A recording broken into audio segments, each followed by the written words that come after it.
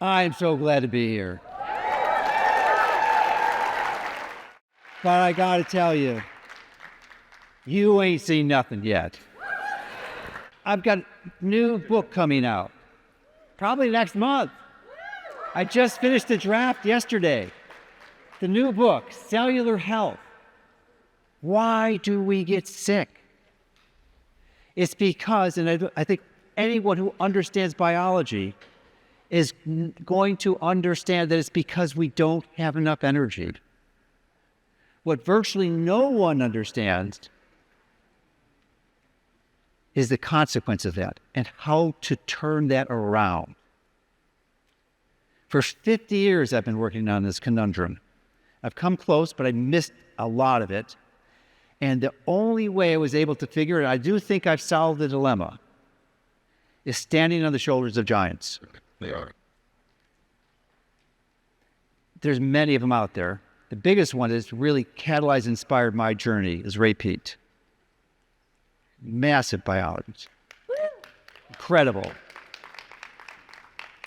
Really catalyzed the decision to have carbs or not carbs. The question, carbs or no carbs, or how many carbs? So this book is going to come out. You're going to love it. It's crazy good.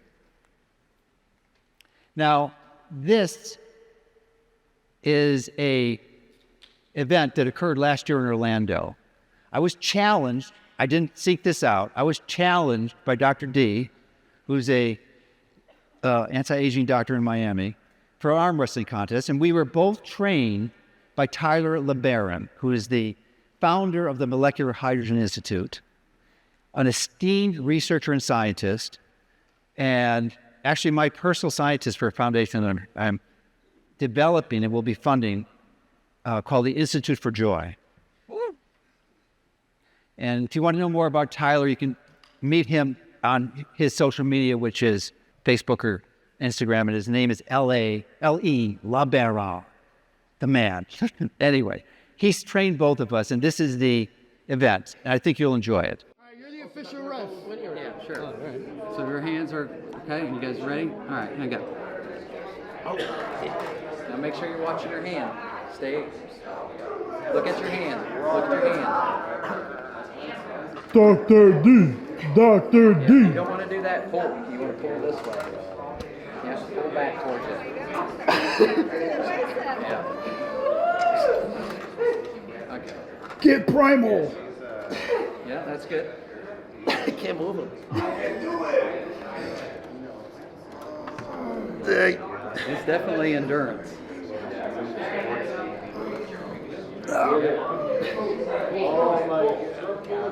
Pull him towards you, pull him towards you, pull him towards you. We call that the king's move. What is it? Yep. You want to try to pronate. Come on, Dr. D. Look at your arm. Look at your arm. Look at your hands. There you go. Good job. Good job, guys. That was my arm is dead. That was come on. That was really good. That was really good. That was good. That actually gets your heart rate.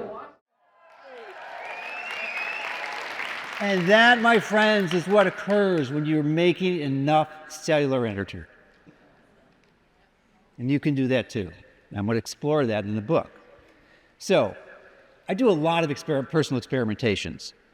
And since I've been here last year, I started playing with my protein intake, and we've really focused on collagen and amino acids because most of us need collagen. You know, it's a third of our protein. I'm not going to talk a lot about it today, but I believe all of us should have 1/3 of our protein. The average person, the average adult in the U.S. takes 0 to 1 grams a day. We need 40 to 50. So I was, concerned and changing things. I increased my carbohydrate intake quite a bit. I went from 50 grams to 500 grams. Now, I'm not suggesting that anyone in here should even consider that because you have to be really, really careful with carbs. It can definitely cause danger. There's no question about it. But I wanted to check myself because I think the key is in the data, right? So why not do your body fat analysis? So there's a number of devices out there, 5 of them specifically. 4 of them use DEXA. And many people think DEXA is the gold standard, but it's not. It's MRI. And the four that use the DEXA, they charge a lot for the equipment. This one uses MRI, Sika, and it's the least, it's 1/3 the cost. And another cool thing about it is that the part of the equation that's really important for measuring this, if you're using bioimpedance, BIA, is the height measurement. And all the other ones, they ask you to input your height, to guess what your height is. Well, the height part of the equation is much more significant than the weight, because the height is squared in the equation, calculating that.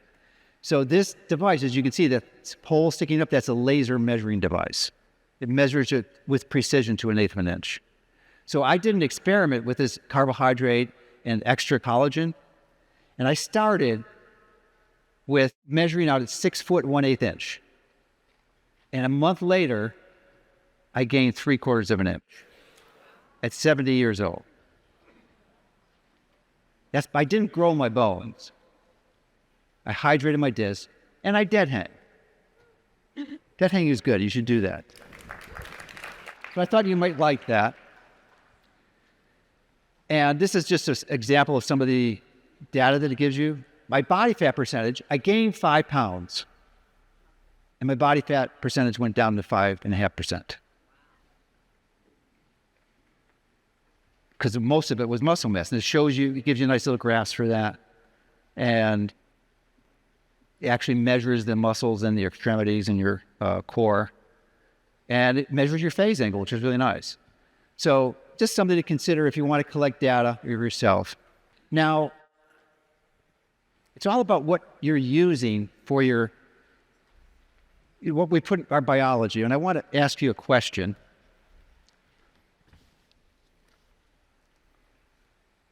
How many of you drink coffee? That's a lot of people.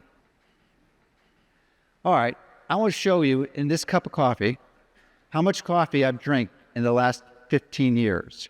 Are you ready? The last time I drank it was when I went to India.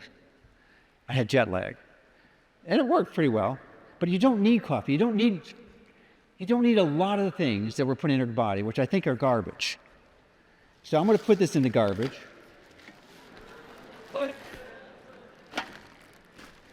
And I say, dump the garbage.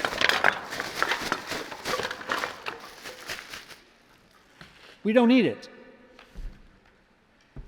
And I'm asking you to consider joining the No Coffee Club.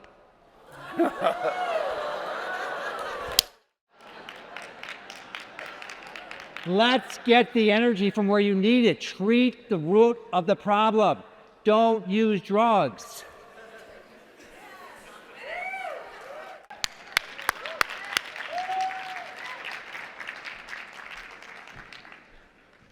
Get rid of the garbage. Because this is what's causing the problem. A lot of this stuff is what causes it. You've got fast food, you've got plastics. It's messing you up.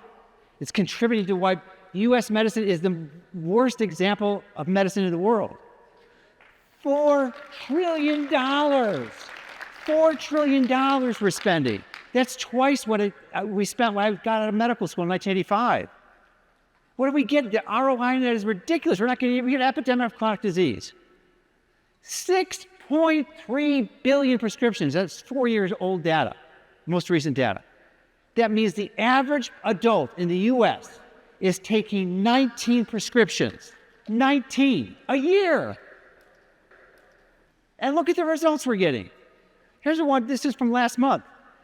I just about fell over when I saw this. 1 in 8 adults have tried the GLP-1 mimetics. In this case, Ozempic or Wegovy.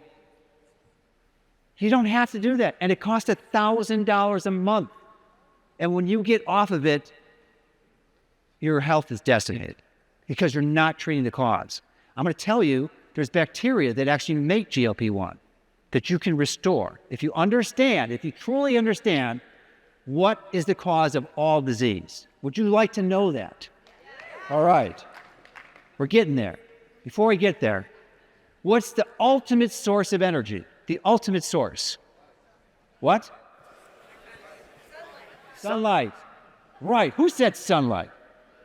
Few of you said. That's great. You were right. It essentially provides electrons to our body. Electrons fuel your body. Do you like that image? I like it. I created that myself. How did you create that? Yeah, AI. It's an AI photo. I created it with AI. It's called prompt engineering. But it illustrates that the sun is the source of all. And it's not just vitamin D. It's near infrared radiation, which induces something we've all heard about, which is photobiomodulation, which increases cellular energy. And you probably aren't aware, we've all heard of photosynthesis, right? Plants create energy, glucose, spew out oxygen, absorb CO2. You do know that there is a human equivalent of photosynthesis.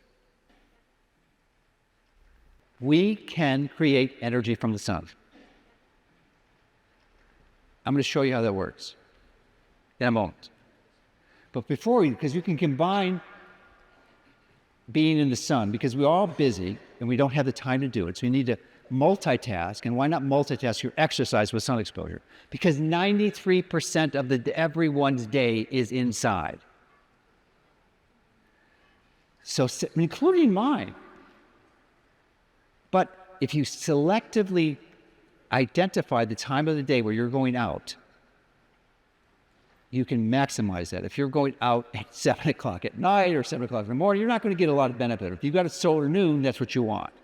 So the best exercise, I believe, is movement or walking.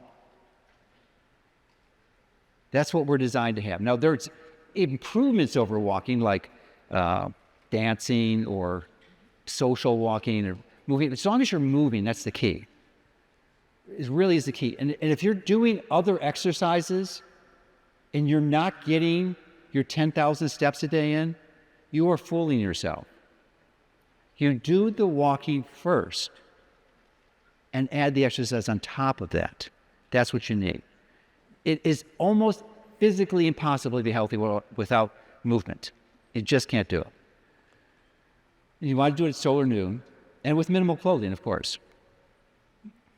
So this is a slide I created to illustrate what happens.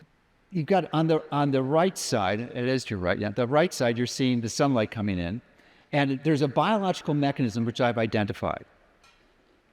I'm not disclosing here, but it does exist. I'm in the process of proving this. I spun up a lab in New York, and I've got a lot of equipment I measure mitochondrial function, and we're in the process of doing these experiments. This biological mechanism exists, and it essentially converts photons extracellularly into electrons that are ultimately transported to your electron transport chain. Now, I used to think that everyone needs sun exposure, and I don't think that opinion hasn't changed, but the problem, what I've understood as I started diving deep into the molecular biology of this, is that there is a problem, common problem. Most people have this. Almost everyone in the room suffers from this. It's called reductive stress. Has anyone heard of reductive stress? This is a very good group because there's probably maybe a dozen people raised their hands. I think in an audience 10 times this size, the typical response would be 0. It's not a hard concept, but let me just explain it to you. You have a surplus of electrons. You have too many electrons that come in. And electrons are negatively charged, which is why they call it reductive stress, because if you add up all the charges, it's reducing the charge. So when you have too many electrons, they form a bottleneck up that electron transport chain, and it doesn't work. It's kind of like pouring. No, I can't do that now. Pouring a bottle into a lot of fluid, like a fire hydrant, into a small orifice. It doesn't work. It doesn't work. It just overflows and it causes damage. So that's what happens. You get these extra electrons from the sun. That's why people, do you know individuals who go in the sun, they get worse? Does anyone know anyone like that? Yeah. Did you ever wonder why? It's because of this concept of reductive stress. So you have to be careful. Just like I'm going to talk about carbs in a minute. Every one of us needs sunlight. Every one of us need it, but not every one of us should take it because our biology is so damaged that when we get what we need, it actually gets worse. This is why understanding the problem is so essential, so crucial to identifying what the solution is. So how do we get energy from our food?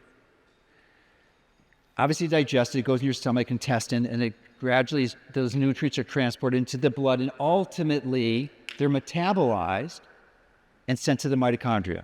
But what is being sent?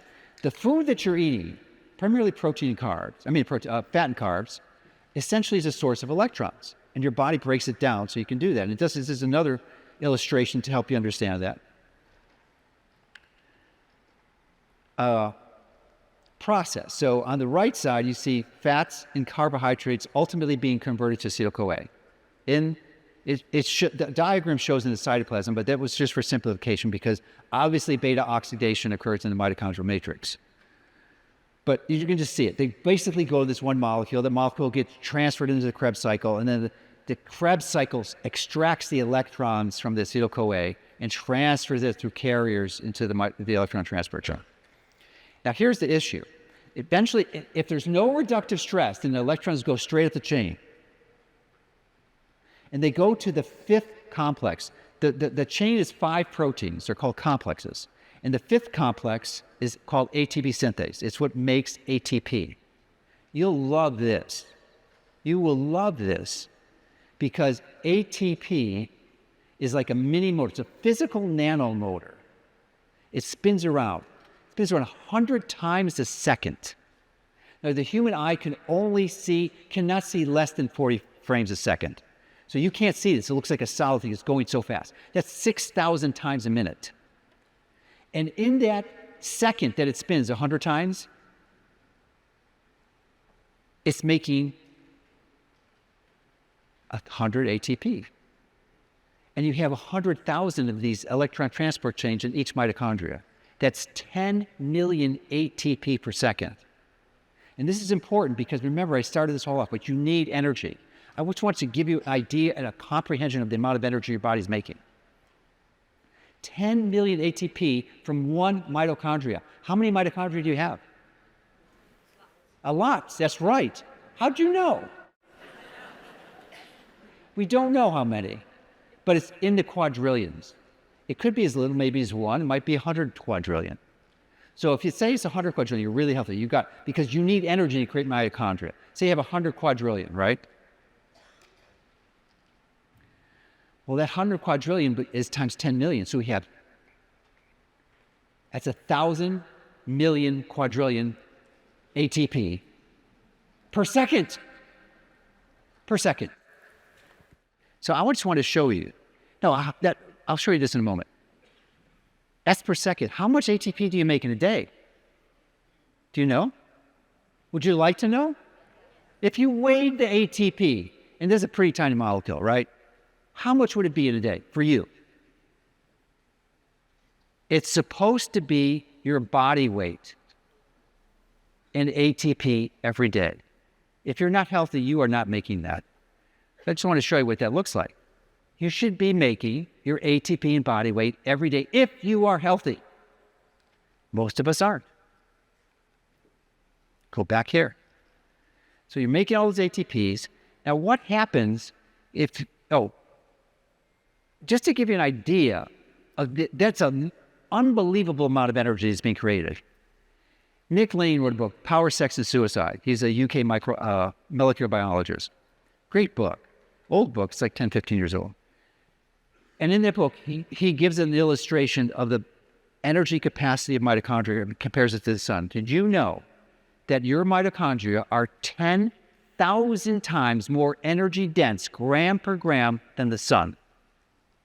Gram per gram, 10,000 times. You can look into his book for the data on that, okay?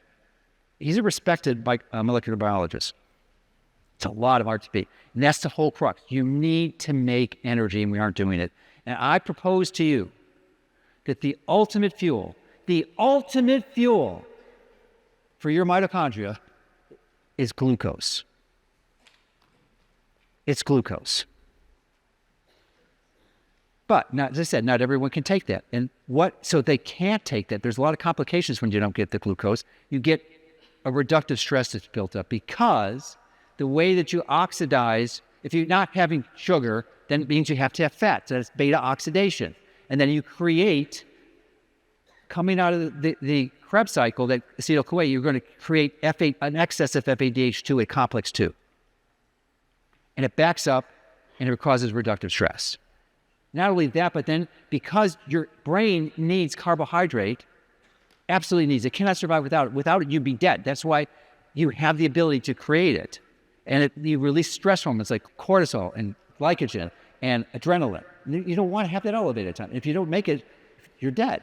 So that's an issue, reductive stress. But I wanted to show you that if you look at complex 2, the orange dot on the left or in the middle, you'll see there's a CoQ10 next to that. And CoQ10 is a transporter from the electrons up to complex 3. Now, you know what the most common drug prescribed in the country is? Statins. That is correct. Very good. Do you know what statins do? How do they work? How do they stop cholesterol? There's an enzyme they inhibit. That enzyme is called HMG, coenzyme A reductase. Long word, but essentially it stops the production of that cholesterol in your liver. It also stops another nutrient that your liver makes when it's not inhibited by a statin. It's called CoQ10, or Q, as Richard Veitch would call it, or ubiquinol. And this is one of the most common causes. Statins kill more people than they say, 100%. And they kill them because they're taking people who are uninformed and know that, because this is knowledge that's widely available. If you're going to choose to take on a statin, then at least take it with CoQ10. Because if you don't, you're going to create reductive stress and die prematurely. And many people have. And I know you know many people personally who have. And it's tragic. It doesn't have to be that way. Optimizing cholesterol, lowering your risk for cardiovascular disease is not a statin issue. There is never, ever, ever a reason to be on a statin, ever. It's not treating the cause. Yeah.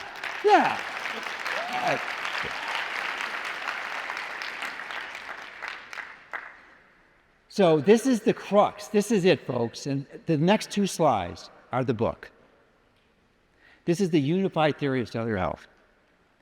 There are 3 items, and many of them are represented in this garbage pile up here,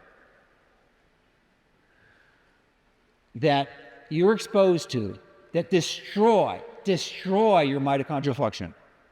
And the most pervasive and pernicious, in my view, are seed oils. Omega-6 fat destroys your function. And we've got endocrine disrupting chemicals. Next, we've got EMFs, which I wrote a book on, was on the stage explaining that before. They all do the same thing. They all work the same mechanism. They activate receptors on the cell membrane, different receptors for each poison, and that causes calcium, which is really high outside the cell, like 50,000 times higher than inside, to go inside the cell, which activates the release of superoxide, which is a reactive oxygen species, and nitric oxide, which is a reactive nitrogen species. They instantaneously combine and form a deadly poison called peroxynitrite. And that was what causes tissue cellular destruction. And it keeps on going. And that is what catalyzes the top banana, the most important, the one that takes us out, that is actually the number 1 cause of death in this country. And no one knows this. No one knows this. I just found this out last week. Would you like to know? Then there'll be more than me that knows this. It's septic shock. It's hidden, almost by conspiracy. an agreement to hide this from the public. If you just look at the numbers, there's 300,000 people every year that die from septic shock in the US. That's it. That's non-controversial. That's written data. Heart disease and cancer are not much more than that. But here's the thing. When you have heart disease and cancer and you die from it, those are triggers for increasing endotoxin production. And many of those deaths are actually septic shock and hidden in the guise of cancer or heart disease. So this is the bugger. All those three poisons, they catalyze the destruction of your microbiome. I'm going to explain that in the next slide. And if you don't get out of that destroyed microbiome, which before I started this work and understanding it, I dismissed the value of the human microbiome. I say that's important. I had no idea how important it is. It is so foundational. It is the core of all your health. And virtually no one understands what I just told you here, how these factors are destroying your health. And if you can't recover that microbiome, you can never be healthy. You accelerate aging. It is virtually impossible to slow down the aging clock if you fail to address this. I don't care what supplement you're taking, what probiotic. Well, actually, probiotic is an exception because there's another one that's coming out that's not available commercially anywhere in the world, but it could solve this. It's part of the equation. Because this is the problem. You have a disruption in your microbiome. This is where the action's at, folks. This is the slide. As I said, those previous factors, they destroyed your mitochondrial function. What is the consequence of that? This is what people do not understand. I don't know any clinician person that I've discussed with them that understands this. I've never met anyone that understands this. When you don't have cellular energy, you lose the ability to remove oxygen from your colon. Why is that important? Why the heck is that important? 75% of the bacteria in your gut, in your body, sorry, not your gut, in your body is in your colon. 75%. And there are two types of bugs that live there, just generically. One is obligate anaerobes, which in layman's terms means Oxygen intolerant bacteria. they're primitive bacteria. They were around billions of years ago and eventually migrated into human biology somehow. And there's another type, which are called facultative anaerobes, more easily understood as oxygen tolerant. Other terms for these The oxygen intolerant ones. would be beneficial bacteria. Oxygen tolerant would be pathogenic. And the reason why they're pathogenic bacteria is because they're able to tolerate oxygen, and because of that, they have more energy. They can create a more virulent endotoxin. Because both of these bugs are gram-negative rods, or gram-negative bacteria, I don't know if they're rods, and they both produce endotoxin. But the oxygen intolerant ones produce A very benign endotoxin that does not harm you. The oxygen tolerant ones will kill you if you let it go. And almost everyone has a disruption of this microbiome because they're not addressing this. And it's a vicious downhill spiral that gets out of control, almost like a black hole consuming everything. Now we go to the next part, which is those are the bacteria. So yesterday was interesting that I got stuck up in the air for another hour circling, and I could have taken a bad view on that, but I'm a big fan of W. Clement Stone, who was a disciple of Napoleon Hill, and he was very popularized the inverse paranoid, which I prefer now to view more accurately as the precision of the universe. And I just stayed up there and I figured out this mechanism. What is the most rapidly reproducing cells in the human body? It's your gut epithelium. 3 to 5 days they reproduce. Do you think, red blood cells is 3 months? That's pretty quick. The brain doesn't really regenerate that much at all. Most of the tissue in the brain doesn't. So it takes energy to reproduce, right? That makes sense. So one of the consequences of not having enough energy, you're not going to be able to have those cells reproduce. There's two types of cells primarily. 90% of the cells that line the gut epithelium are called colonocytes. And these colonocytes form a barrier that prevents, they all line up, connect to each other, and they form essentially a membrane that prevents the oxygen from coming from the outside into the colon. And then there's other ones called goblet cells that produce mucin, which is like the glue in between. So it's like kind of like the grout in between tiles, and it glues things together. And that also prevents the oxygen from coming into the colon. Now, why is that important? Because if this oxygen comes into the colon, you're going to have the oxygen-tolerant bacteria go. And so what? So what? Who cares? It's a big deal. They're dangerous bacteria. They're going to create this dangerous endotoxin. And one of the other ways so that's one way. But then when these oxygen-intolerant bacteria, one of the ways that they work, aside from, well, why are they useful? Why are they useful? Because these oxygen-intolerant bacteria are the way that you suck out the oxygen from your colon. How the heck do they do that? They do it because they make short-chain fatty acids, primarily butyrate, but there's also propionate and acetate. And the goblet cells make it too, but they don't make butyrate. Butyrate's the winner here. And so what? So they make these fatty acids, the good guys. What do those fatty acids do? They feed the colonocytes and the goblet cells. And those fatty acids are one of the few sites of cells in your body that absolutely requires fatty acid metabolism. You do not want to be burning glucose in those fuels, in those cells. Your heart is another, and your muscles are other ones that require fatty acid metabolism. So the consequence of that is that you're going to consume oxygen when you break down those fats in the colonocytes. And so the oxygen disappears, and as long as you don't have any holes in intestinal, leaky gut that leaks proteins, this is a cause of all autoimmune disease, because you have a leaky gut from too much endotoxin because you didn't have enough mitochondrial energy to support this whole system. So, and then you wind up with all the epidemic of chronic diseases that we have. Heart disease, cancer. Heart disease did not exist essentially in the 19th century. It wasn't a thing. The first recorded heart attack in the United States, when did that occur? 1912. 1912. So these diseases, yes, they were there. Obesity was around. Cancer almost hardly didn't exist. This is an epidemic of these industrial poisons that we put into our system. The garbage that is now in our environment.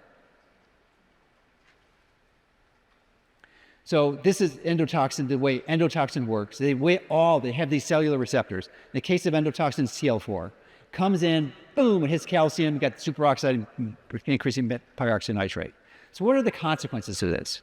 If the sign of optimal health is to have an oxygen-free colon, does it make any sense to stick a rectal tube catheter up your butt and give yourself ozone? That's 97% oxygen. I wouldn't do that. You can if you want. I don't think it's a wise strategy. Now, Jason is a good friend. He's a dear human being. I love that man, Jason Saunders. We dialogued before coming on, and I think there's some concern about hyperbaric. The jury's still out. The only way you're going to know this is you're going to do data. You're going to collect data and do the experiments. I'm in the process of actually doing this. But I'd be concerned, and I'm sure there's no question that there's some value to hyperbaric, but you have to be careful with it because there's never a consequence. And most likely what will evolve is that we'll understand, I'm probably going to do some studies with Jason, that there's some protocols you can initiate to save yourself, to rescue and to prevent damage to the colon. And that's something we'll be doing research with. But you have to be careful. And the other one is, we talked about the septic shock. Now, like you, it may not look like I had a lot of health problems, but I've had one that was a bugger I want to share with you. Remember I told you I went to India 15 years ago? Well, I picked up a parasite when I was there. Itching. And I got a rash that I wound up having for 15 years. Not just any rash. This is a rash that was like Chinese water torture. It was the most intense form of itching you could ever imagine. I could not sleep at night. I would dreaded going to sleep. Dreaded going to sleep because I could not sleep the whole night. I would get up scratching this thing. Drove me, and I tried all the creams, everything. I looked this stuff up. I have a family doctor. I had a passion in dermatology. I knew rashes and stuff really well. I couldn't find any of this in the literature. No one knew what this thing was. I went to 3 or 4 dermatologists. None of them knew what it was. Nothing worked. Eventually, I figured out some natural solutions to subdue the itching. But the consequence of understanding the biology I just shared with you and implementing that protocol, this rash disappeared after 15 years. Because it giving your body the energy it requires, treats any and all diseases. Because you are treating the cause. So I'm not going to have time to go into the protocols and stuff. A lot of it will be in the book, and some advanced ones that aren't in the book yet because we're still in the process of doing research on it.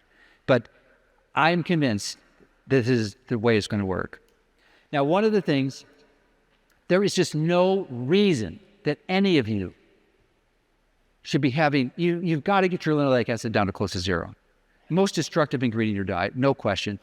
I don't have time to go over what the details are. That's why I created a 90-minute comprehensive video that's on my site. And guess what, in case you didn't know, my articles are back up, not behind a paywall. So you just go to my page, Mercola.com, and it's on the home page. And you can see that if you haven't seen it. I've updated it. If you saw it before, it's improved and better now. Seed oil is a similar thing. They hit a different receptor. But it's not seed oil by itself is not toxic. It's not dangerous at all. It's because it has 2 double bonds. It's highly perishable and easily oxidized. And when you oxidize that seed oils, you get an OXLAM, which is oxidized linoleic acid metabolite. Things like malondialdehyde and 4-HNE, which are a reactive aldehyde that destroys your biology. And it does it in even a more aggressive way because those OXLAMs stimulate the receptor that activates not only calcium inside, but from the endoplasmic reticulum up. So it's a double whammy. No reason to have this in your body. Not in your body. And it's not an essential fat. I don't have time to go into it now, but the Burrs did the research in the 20s and 30s, and it was flawed data. You only need like 500 milligrams of seed oils. You should never, never, never take a seed oil supplement. That's almost criminal. It's almost beyond a lab-controlled diet. It's Impossible to get a seed oil deficiency. It's in almost every food, and you only need 500 milligrams. And most people are taking 20 or 30,000 milligrams. Olive oil doesn't get a pass either. I used to say that nuts were should be avoided except for macadamia nuts. Now I think macadamia nuts is on the X list too. Why? Because of oleic acid. Oleic acid is not benign. It's a MUFA. It's a monounsaturated fat. Has 1 less double bond than oleic acid. But it also increases, oleic acid does, insulin resistance, increases fat storage, decreases metabolism, and it catalyzes the production of delta-9 desaturase, otherwise known as SCD1. So what does that mean? It means you're going to take the stearic acid, the saturated fat in your cells, and turn it to oleic acid. And it just continues this cycle of nothing that's sacred. Now, there is some... Now, you're going to say, well, olive oil, this is a Mediterranean diet. Isn't it great? Not really. First of all, 80 to 90% of all olive oil that you can buy is adulterated with seed oils, like 60, 70% of it. It's in the bottle. So if you happen to find a good one, well, okay, that's better. At least you're not getting the linoleic acid. But the reason that olive oil has been associated with benefit in biology is because there's polyphenols and terpenes in there. Those polyphenols are valuable to biology, there's no question. Unless you have an altered gut microbiome, it could be a problem. But you can get those without having to take the oleic acid. They're independent of each other. So you ought to, my video that I had on my homepage will give you more details on it. Now, it's all about the data. And I have here, many of you recognize this individual. You know, who is this? Peter Attia, right. It's actually Dave's favorite human being. He loves Peter. He's good friends with him. I think he was just with him last weekend. That's sarcasm, of course, but Dave is known for his sarcasm. So, I'm sorry? Is that Dave? No. Okay. All right, we're going to hear what Peter has to say. If you can't change your mind in the presence of new data, I think by definition, you're not a scientist, you're an advocate. I agree. It's all about the data. And I may have said some controversial things. Do you think? Do you think? So unusual of me to do that. So let's carry the data. As I alluded to earlier, I spun up a mitochondrial research lab in New York. We've just purchased the equipment in the last a week or two ago. Actually, it hasn't even arrived yet, so we're in the process of doing the studies. So we're going to be publishing. And I've got some really advanced processes to publish, and we'll probably be publishing a paper a week, starting as soon as we start to collect the data, to prove these theories. I'm going to prove the biological mechanism of essentially what I'm calling photometabolism or biologic photovoltaism. Essentially, we're human solar collectors, converting photons to electrons. Now, remember I opened up and said, when I started this presentation, that said, you ain't seen nothing yet. You haven't.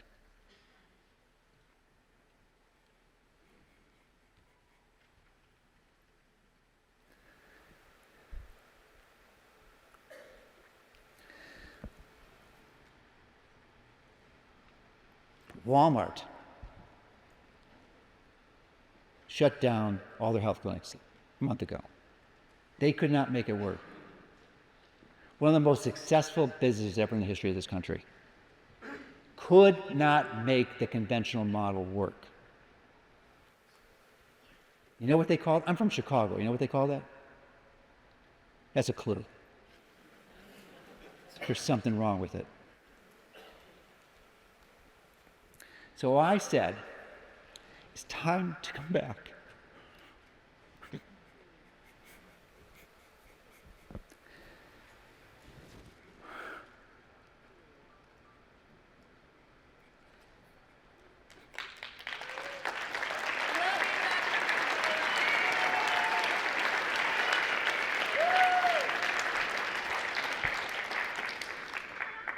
I had an international clinic before social media, well before social media. I had people see me from all over the world every day because it worked. The process worked. And I've learned a lot since I did that almost 2 decades ago. And I've educated people, I've educated hundreds of millions of people across the world. But it's not enough. So September, we opened up our office in Cape Coral. This is what the lobby looks like. Wow. And this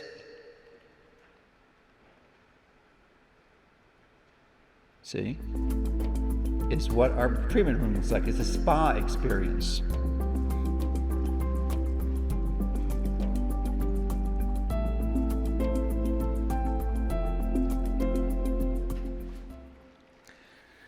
Very elegant and spa-like. So this is not a pitch, a sales pitch to come to this clinic. No, this is not a pitch for that at all. It's for something much broader, much more inspiring. So as I mentioned, we've developed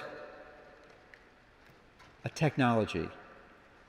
Now, I admire and respect Dave for his input and work with technology. But I got to tell you, I took my first programming class 5 years before Dave was born. True.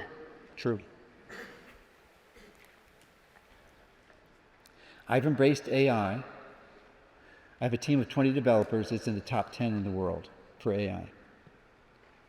We have developed a 24/7 learning system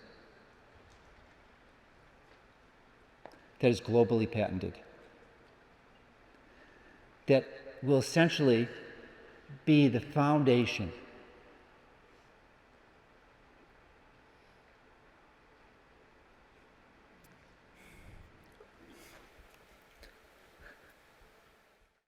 for the solution. Because there's no way in the world a doctor can address the items I mentioned. There's not enough time. It does not pencil out. It doesn't pencil out. It's impossible. Yeah, they can do it with 1 or 2 people. To correct what I just showed you requires hours and hours of work, diligent work, in a cost-effective model that scales. And I've solved the problem. The A is part of it. There's other parts too. We've got the clinic.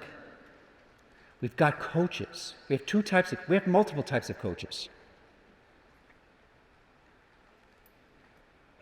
We have human coaches, we have virtual coaches. And we have a coach app. It's called the Mercola Health Coach.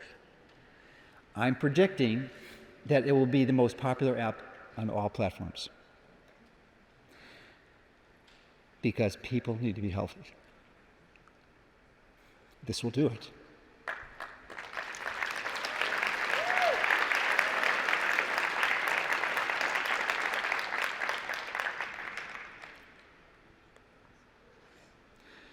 This is a video. I created the script for this. It took me an hour and a half to create this 90-second clip, to write the script for it. But I want to highlight I don't think most of you understand where the technology exists at this point. This is not a voice actress that you're going to hear. I created the voice you're hearing. If you have a Microsoft product and use a Microsoft operating system, not Mac or Apple, you can get the same voice. All you do is highlight in Word, right-click, and there's a new thing that says read aloud, and that is this woman's voice. You would never, last week or 2 weeks, you would have never known this was possible with a computer. So listen, but listen to the words. It took me an hour and a half to write this script. I think you'll enjoy it. The medical system has been fundamentally broken for over a century. The average person in the US takes 19 expensive prescriptions a year that merely treat symptoms, not your broken ability to create enough cellular energy that is required to reverse any disease. Now, we can finally turn that system on its head. Just imagine a world where your doctor visit isn't just about treating sickness, but about creating wellness and joy. And what if there was a tool that shifted the focus from that drug-based symptom approach to one that addresses illness by treating the cause of disease? That's exactly what we're introducing today, Mercola Health Coaching. This innovative platform personalizes recommendations with real-time feedback and adaptive deep reinforcement learning that addresses your specific needs. This tool will create tunnels under the existing medical industries and allow them to self-implode, because people will regain health independence that frees them from medical tyranny. The groundbreaking new coach has access to all your health data, food history, body weight, and health goals. Our coach acts as an endlessly patient teacher that understands and adapts to your unique health journey with real-time feedback to help you make wise health choices. The groundbreaking patented technology analyzes all your health data to help you finally make choices that recover your mitochondria's ability to create sufficient energy so your body can finally repair and regenerate. Our coach engages in compassionate real-time conversations and will be released later this summer. Very cool.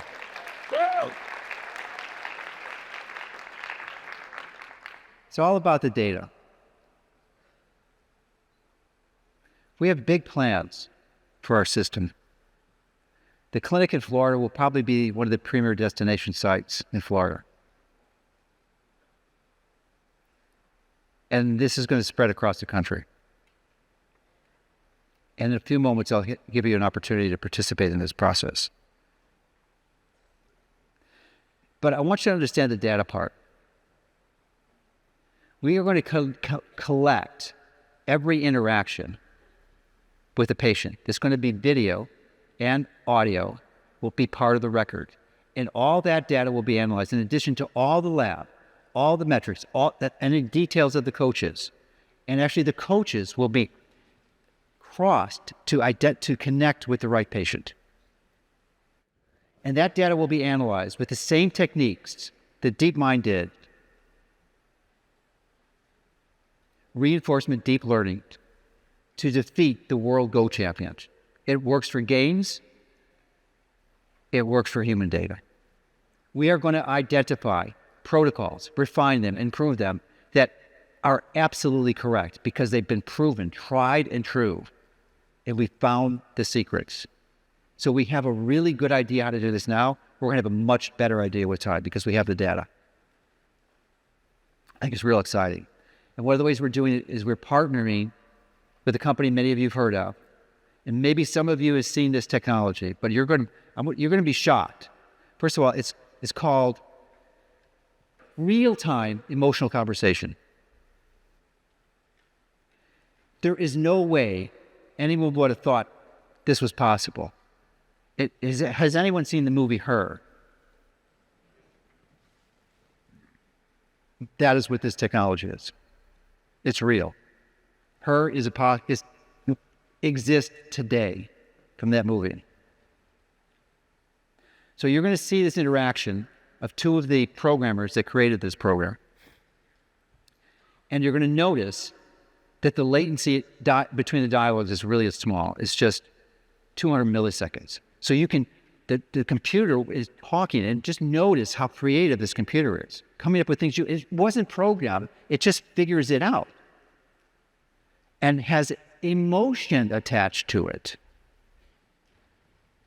And it dialogues and connects.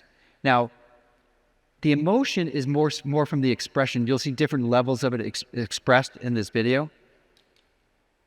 The version that we're going to be deploying, it launches in about 6 to 8 weeks.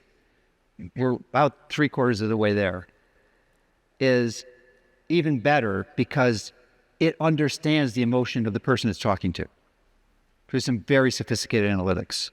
So it knows how to be compassionate, knows how to understand your issues. It understands the behavior that's causing you to make choices that are not addressing your ability to create the ideal amount of cellular energy. And that's what we need. So enjoy this. So my friend Barrett here, he's been having trouble sleeping lately. And I want you to tell him a bedtime story about robots and love. Oh, a bedtime story about robots and love? I got you covered. Gather round, Barrett. Once upon a time, in a world not too different from ours, there was a robot named Bite. Bite was a curious robot, always exploring. I started this story, but I want a little bit more emotion in your voice, a little bit more drama. Got it. Let's add some drama. Once upon a time, in a world not too different from ours, there was a robot named Bite. No, ChatGPT. I really want maximal emotion, like maximal expressiveness, much more than you were doing before. Understood. Let's amplify the drama. Once upon a time, in a world not too different from ours, there was a robot named Bite. Is that impressive? How many saw this is the first time you've seen this? It's about half. It's amazing, and it exists today. So, in the past, I usually started this presentation by having people stand up. Take out your phones, and if it wasn't in airplane mode, I'd ask you to sit down. If it was in airplane mode, you could sit down. Everyone else was standing up, and many of the people were standing up. So I'm going to turn the tables around and ask you to take out your phone.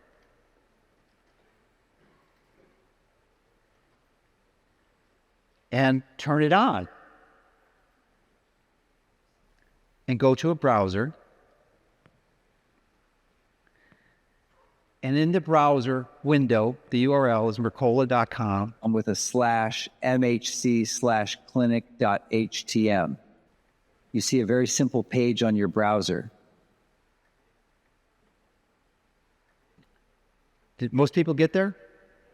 You can see there's an opportunity for you to participate. 3 basic ways. One, you could jump right in. You can be a health coach. There's different ways that you can participate as a health coach. You could be a licensed professional. That would be a licensed health coach pro. Senior health coach with someone who has at least a college degree, and not a degree, but training in biochemistry, nutritional biochemistry, physiology, and anatomy. And if you don't have that, we can teach you how to do that. We have courses to do that. And then you could participate as a clinic owner. So if you have a spa or the yoga studio, you can participate and have one of our clinics in your space. And then third, you just like the concept and you want to refer people so you can be an affiliate. So if any of those resonate with you,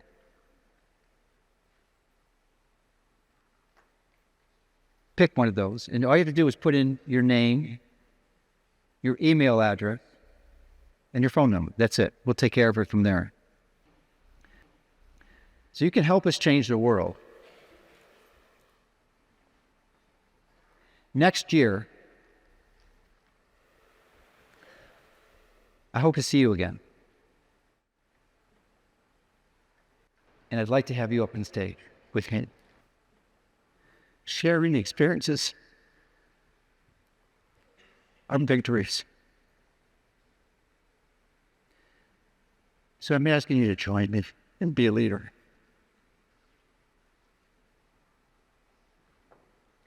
Now, this presentation was delayed, and I had to be back at home, and my flight leaves in about an hour and a half, and I have to leave like immediately after I step off the stage. But I have 3 camera people here. Can you raise your hands, camera people around? You can look and see who they are. I have a request for you. I would really, really deeply appreciate it if you found any value in what I taught you over the years, to find one of these camera people. They'll be here after the event, after this talk, and throughout the whole day today. So they'll be in the exhibit hall. If you could just find them and do me a favor, have them record you, have them share your name, where you live, what you do, and your wisdom, and how this information has helped you in the past, or how you can hope it to help you. That would help me. That would be such a delight.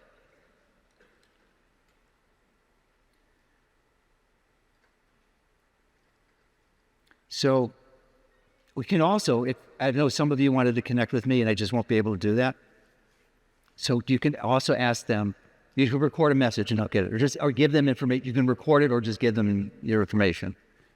And we'll do the best to get back to you, okay? And I'm sorry I have to leave, but I do. And yes!